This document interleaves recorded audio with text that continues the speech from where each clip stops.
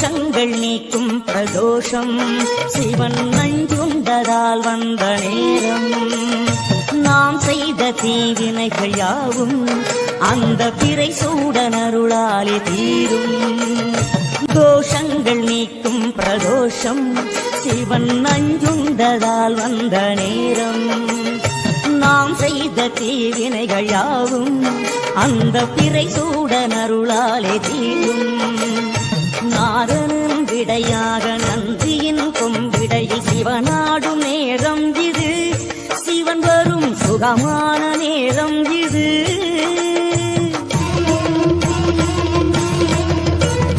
கருணாகரன் சுத்த சிவமானவன் கருணை பொழிகின்ற நேரம் இது வரம் தருகின்ற நேரம் இது